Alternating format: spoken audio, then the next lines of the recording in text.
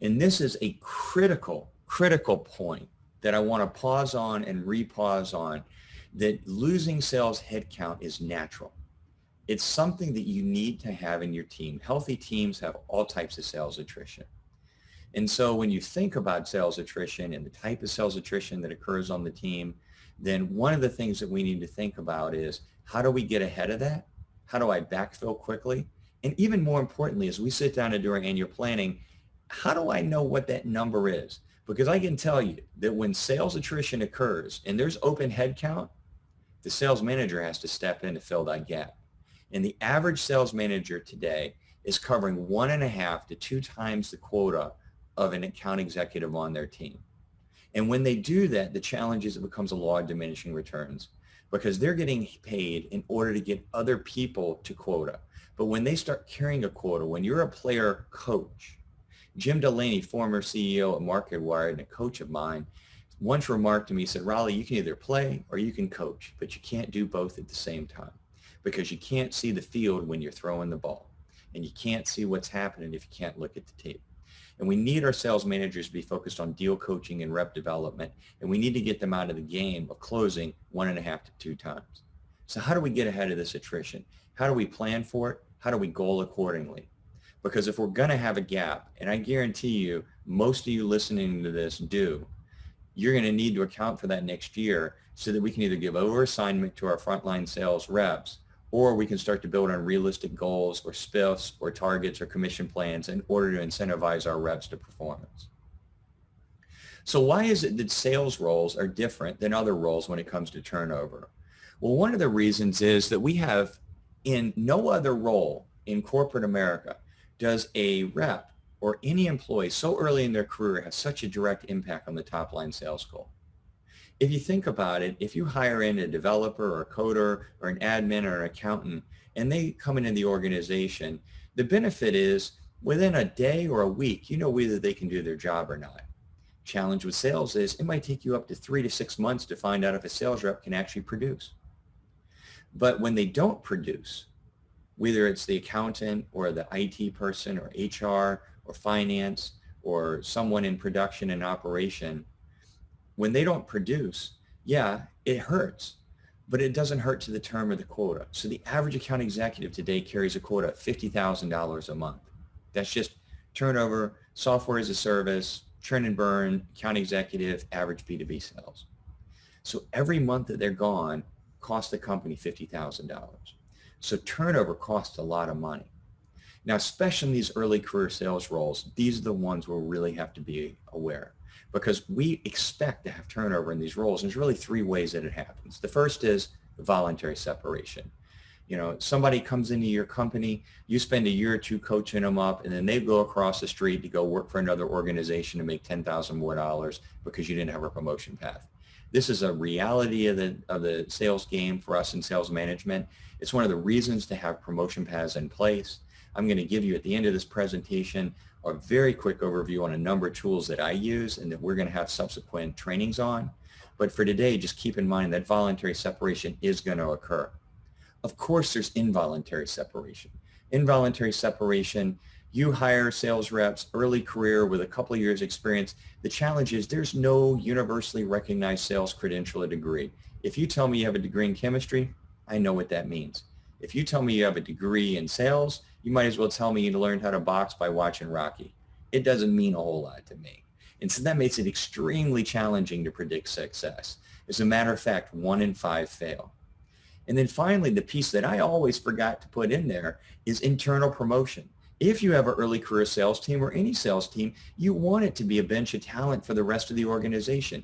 You want people from your team to be pulled out in order to give in cush jobs or great jobs in other parts of the organization.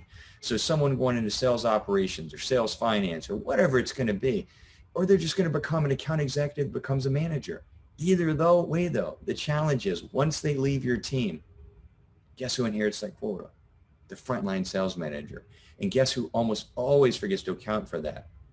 Guys like me who sat down in order to create the sales quotas in the first place.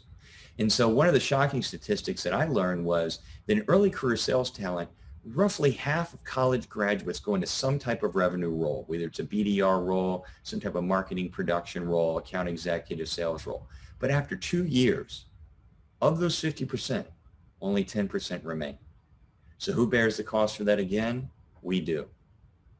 As we talked about, it's not an easy role to fill, and there's a lot of reasons for that. One is that we have a rolling annual attrition rate generally of 25 to 40% of our team, meaning on a sales team of 10 to 12 people, we're going to lose 2 to 4 people every year. And you may say, whoa, I don't lose 2 to 4 people a year because I fire them. You might not, but I guarantee you lose 1 or 2 people to leave your organization because either retire out, move on, or they make a decision to go to another part of the company. The other thing is certain times a year, it's really hard to find sales talent. Yeah, early career sales talent from May to maybe September, it's easy. They're graduating college, you can pick them up there. Beginning of the year, you may pick a few people up who were just leaving for the annual bonus of their other company. But on average, it takes 60 to 90 days from the second that somebody goes on a performance plan or turns in their resignation until you have somebody in seat. And then once you do have somebody in seat, it takes them up to 9 months in order to ramp. So nobody comes in day one and sells $50,000 in product. When I was director of sales at MarketWire, it took on average 9 months for a rep of ours to go from $0 to consistent productivity at $50,000 a month. Now, they may hit it earlier, and we certainly goaled them earlier at 6 months, but the reality is that not every rep did that. And so I had to bake 9 months into my ramp time for productivity. And then finally, it's not a matter of getting applications to the role, but sorting through them. Over 300 applications per role is what I was on and usually getting. And yet the challenge that I had with that was I didn't know which one of those could actually do the role. We've touched on that earlier. So when I'm sitting down to calculate the attrition rate, I need to know a few things. The first thing that I need to know is I need to understand and calculate my company's rolling attrition rate. So you can reach out to HR for this if you don't know and you're new, or you can reach out to your sales leadership team if you're a senior leader and find out how many people they lost on their team this year or last year. But you want to do it as a rolling 12-month average. And so you may, if most of us know how to do that, you may want to Google it if not, but it's instead of just being a flat 12 months, it's an average over 12 months because it's either going to trend up or down. The second thing you need to know is the time the position remains open in terms of weeks and months. This isn't the, oh, I think this needs to be a number that you know, and your HR can help with this. But think about from the time that you know you need to backfill this position until the time you have a qualified candidate trained in NC, meaning they're through onboarding. So that can be a long period of time. And then finally, once they're on board and they're in your fleet and they're out there selling, how long does it take that individual to become productive? Those are all important considerations as we go through this. So I'm going to give you an example here of a typical sales rep quota, and I'm going to tell you a deal that I took one time. So I was at MarketWire, this back then. I had 12 account executives on my team budgeted. And if you know your frontline sales manager, generally speaking, you never have fully 12, but we actually did. You generally have 1 to 2 open headcount. You have 2 to 3 that are on plan. You have 2 or 3 high performers and the rest in the middle. We had a target of $50,000 a month. So annually, that came up to $600,000 per year, or a $7.2 million target for our team of 12. Now I had a manager at the time, a VP of sales, and he said, Raleigh, look, I like to build manager over assignment in or sales buffer in for my managers because you're going to lose people. You're going to have attrition. You know, you need to be prepared for that. So I'm going to give you a 5% buffer.